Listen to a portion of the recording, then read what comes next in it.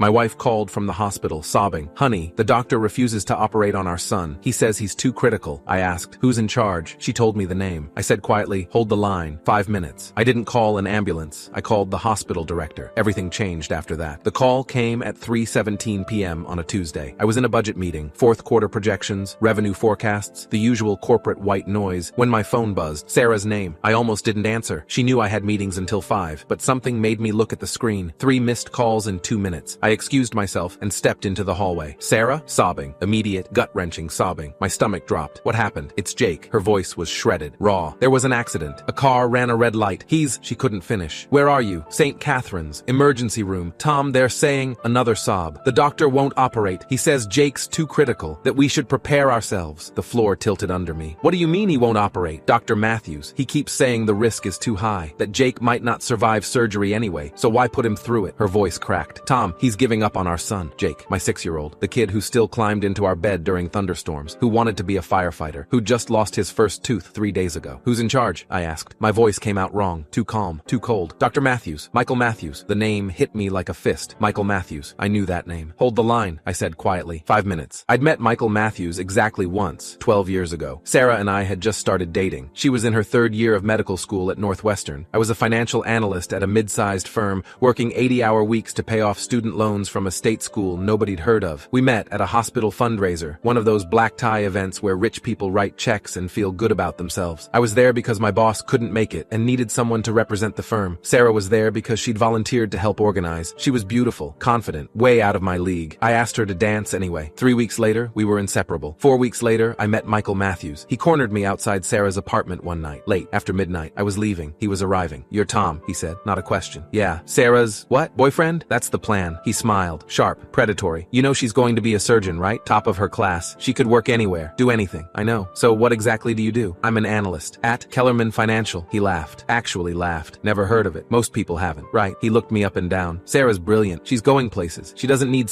nobody dragging her down. Good thing I'm not dragging her anywhere. We'll see. He stepped closer. I've known Sarah since first year. We have history. You're just temporary. Then he walked past me and knocked on her door. Sarah answered, smiled at him. Michael, what are you? Wanted to see if you were free this weekend. There's a conference in Boston. Trauma surgery focus. Thought you might want to come. Oh, I can't. Tom and I are... Right. Tom. He glanced back at me. Well, if you change your mind. He left. Sarah closed the door and looked at me. He's harmless. Just competitive. He thinks I'm not good enough for you. He's an idiot. She kissed me. You're perfect. 2 months later, Michael asked her to dinner. She said no. He asked again. She said no again. Third time, he brought flowers to the hospital. Expensive ones. Sarah handed them to a nurse and told Michael to stop. I'm with Tom, she said. I'm happy with Tom. He's a nobody. You deserve better. He treats me like a person, not a trophy. That's better. Michael stopped asking after that, but I remember the look on his face. Pure hatred, directed at me. 12 years later, that same man was standing over my dying son, refusing to save him. I didn't call an ambulance. I didn't call a lawyer. I called Dr. Patricia Chen. Patricia had been the director of St. Catherine's for 6 years. Before that, she was chief of surgery. Before that, she'd spent 15 years building the hospital's reputation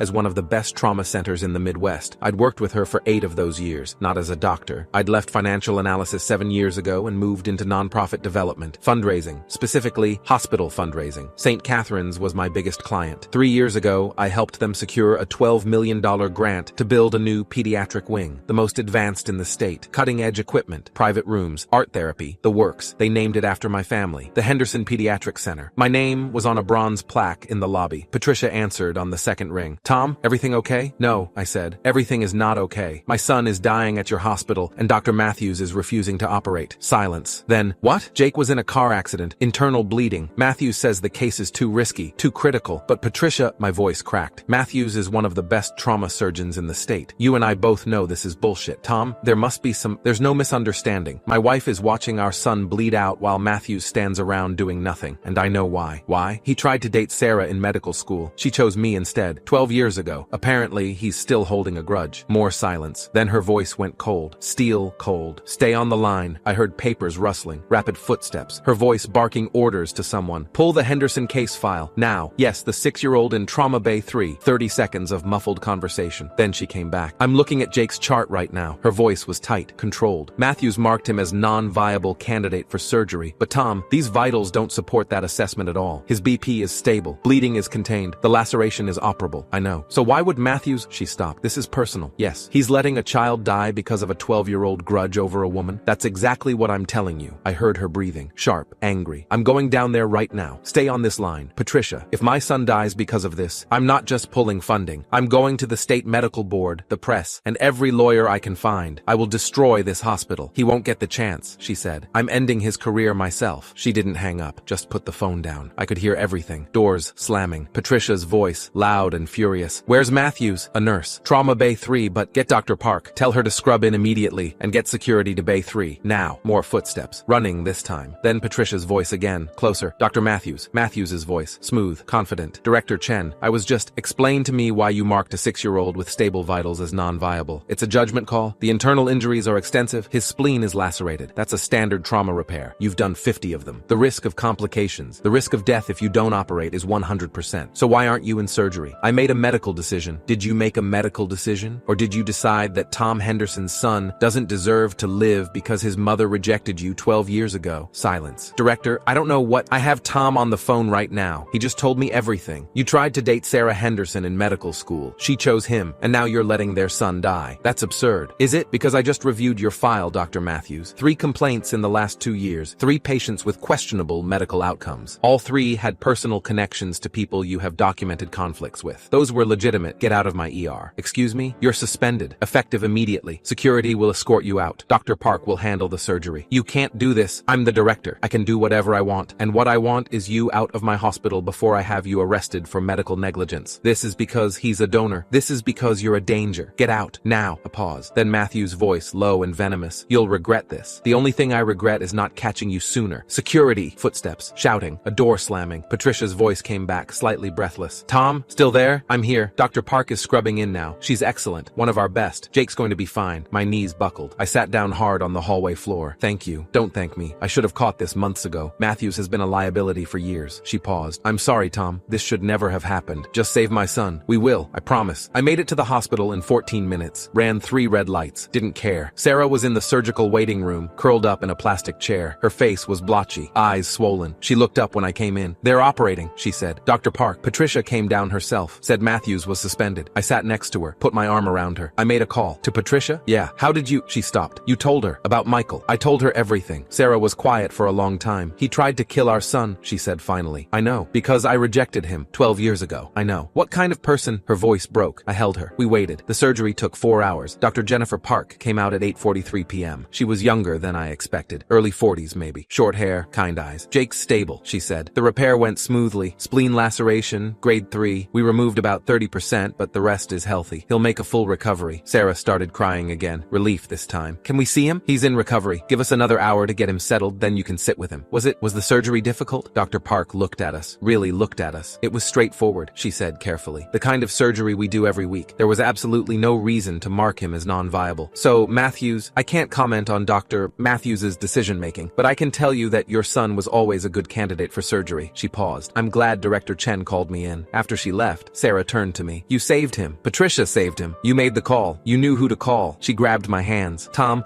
what if you hadn't? What if you just trusted Matthews? But I didn't. He was going to let Jake die. I know. She pressed her forehead against mine. I chose you 12 years ago. Best decision I ever made. Patricia found me in the cafeteria around 10 p.m. I was drinking burned coffee and trying not to think about how close we'd come. Tom, I stood up. Patricia, thank you. I don't know how to. Sit, please. We sat. She put a folder on the table. Thick, official looking. I've been reviewing Matthew's file, she said. This isn't the first time. You mentioned complaints. 3 cases in 2 years. All patients with connections to people Matthews had personal conflicts with. A teenager whose father sued Matthews' brother. A woman whose husband outbid Matthews on a house. And a man whose wife rejected Matthews at a hospital fundraiser. My stomach turned. What happened to them? The teenager survived. Barely. Matthews delayed surgery for 6 hours, claiming he needed more tests. The woman died. Matthews said she had underlying conditions that made her high risk. And the man? He's paralyzed. Matthews did operate, but made errors during the procedure. Jesus Christ. The families complained, filed formal grievances, but Matthews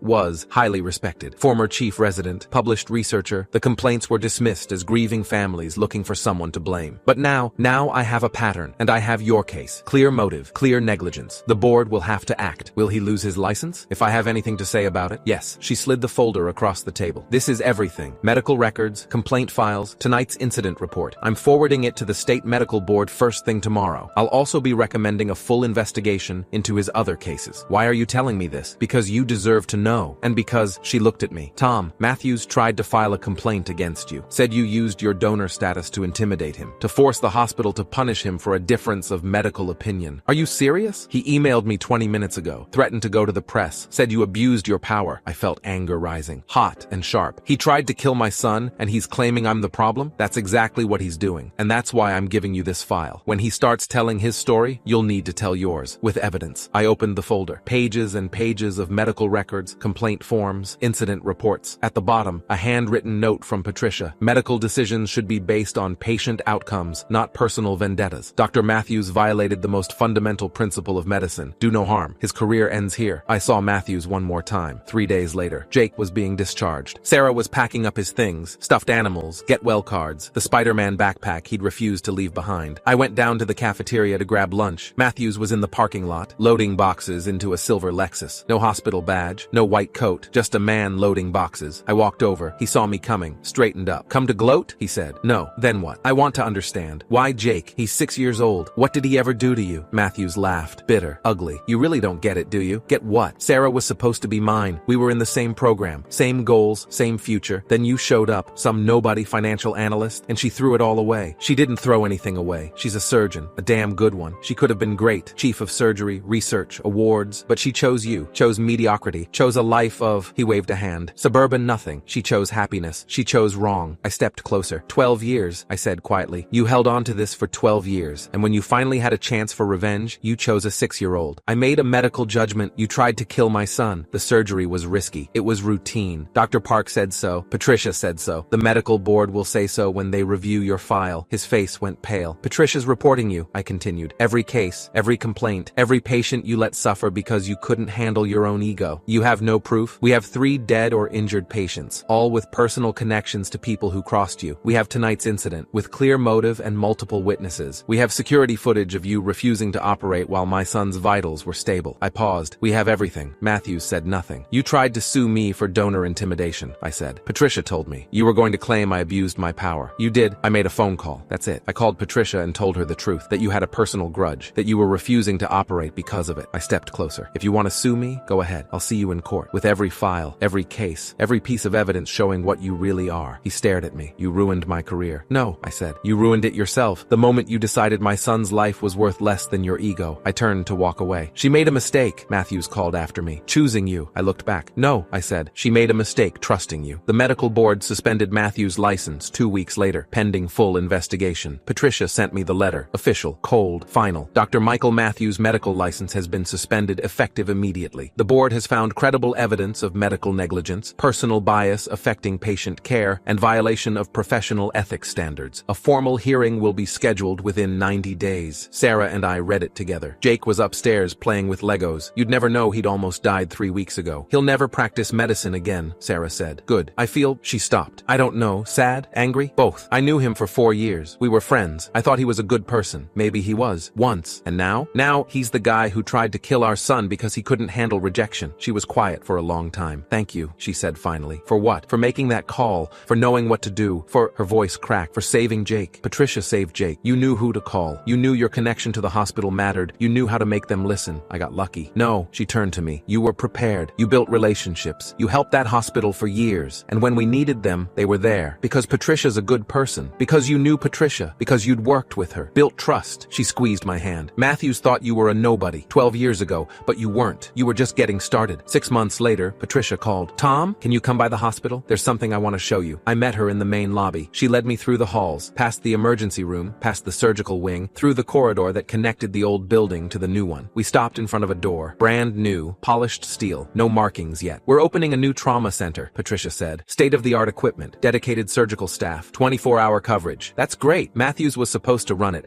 We'd already earmarked him before... She paused. Before everything. What happens now? Dr. Park's taking over. She's brilliant, compassionate. Everything Matthews should have been. She handed me an envelope. We're naming it after your family, the Henderson Trauma Center. I stared at the envelope. Patricia, you don't have to... Yes, I do. What happened to Jake should never have happened. Ever. A doctor's personal feelings should never affect patient care. This is how we make sure it doesn't happen again. Inside the envelope was a rendering. Beautiful. Modern. Glass and steel. Above the entrance, in clean letters, the Henderson Trauma Center. Below that, a bronze plaque with an inscription. In honor of Jake Henderson and all patients who deserve care free from bias, prejudice, and personal agenda. Medicine is service, nothing less. My throat tightened. We're unveiling it next month, Patricia said. I hope you'll be there. The night before the unveiling, Sarah found me in Jake's room. He was asleep, sprawled across his bed, one arm hanging off the edge, mouth open. You okay? She asked, just thinking. About? Matthews, that phone call. How close we came. She sat next to me. Do you ever wonder what would have happened if you hadn't known Patricia? If you'd just been a regular parent in the ER every day? That's the thing that scares me, she said. How many other families don't have that connection? Don't have someone to call? I don't know. We got lucky. We had you, had Patricia, had resources and connections, and she looked at Jake. Other families don't. No, they don't. So what do? I thought about it. We make sure the center works, I said. We make sure it's staffed by people like Dr. Park, people who care, people who put patients first, no matter who they are or who they know. And if we find more people like Matthews, we expose them. Every time. She leaned against me. He tried to destroy us, she said quietly. Because I rejected him 12 years ago. I know. You think he regrets it? I don't care. You don't? No. He made his choice. We made ours. We're here. Jake's alive. That's all that matters. She kissed my cheek. He called you a nobody. I remember. He was wrong. Maybe, or maybe I was a nobody back then, and maybe that was okay. What changed? I looked at Jake, at Sarah. I found something worth fighting for. The unveiling was beautiful. 200 people, hospital staff, donors, city officials, news cameras. Jake cut the ribbon, big theatrical scissors, huge grin. The crowd applauded. Patricia gave a speech about patient care and institutional accountability. Dr. Park talked about trauma medicine and the lives they'd save. I didn't speak, just stood there with Sarah and Jake, watching. After the ceremony, a reporter approached. Young guy, local news station. Mr. Henderson, can I ask you a few questions about Dr. Matthews? No, the medical board revoked his license last week, permanently. He's appealing, claiming the hospital targeted him because of his relationship with your family. I said no, but don't you think the public deserves to know? Sarah stepped forward. My son almost died because a doctor decided his personal feelings were more important than medicine.